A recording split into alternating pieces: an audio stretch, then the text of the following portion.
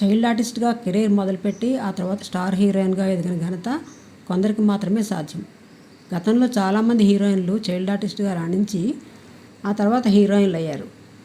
ఒక హీరోకి తల్లిగా, చెల్లిగా, కూతురిగా నటించిన స్టార్ హీరోయిన్ ఒకరు 30 సినిమాల్లో హీరోయిన్గా నటించారు. ఆ హీరోయిన్ ఎవరో ఇప్పుడు చూద్దాం. ఒకప్పుడు లేడీ సూపర్ స్టార్ శ్రీదేవి కూడా బాల్యం నుంచే నటించడం ప్రారంభించారు. సూపర్ స్టార్ కృష్ణ, ఎన్టీఆర్ లాంటి హీరోలతో శ్రీదేవి చైల్డ్ ఆర్టిస్ట్గా నటించారు.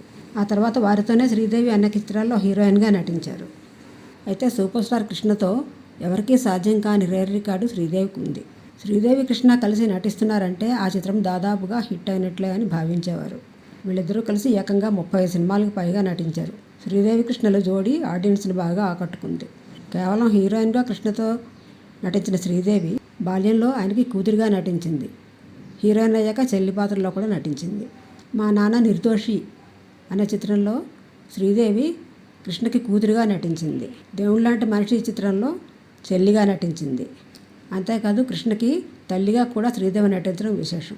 సమాజానికి సవాల్ అనే సినిమాలో కృష్ణ తల్లిగా శ్రీదేవి నటించారు. అందుకే శ్రీదేవి కృష్ణ కాంబినేషన్ టాలీవుడ్లో ఒక ప్రత్యేకంగా నిలిచిపోయింది. కృష్ణ తన కెరీర్లో 4 హీరోయిన్లతో 30కి పైగా చిత్రాల్లో నటించారు.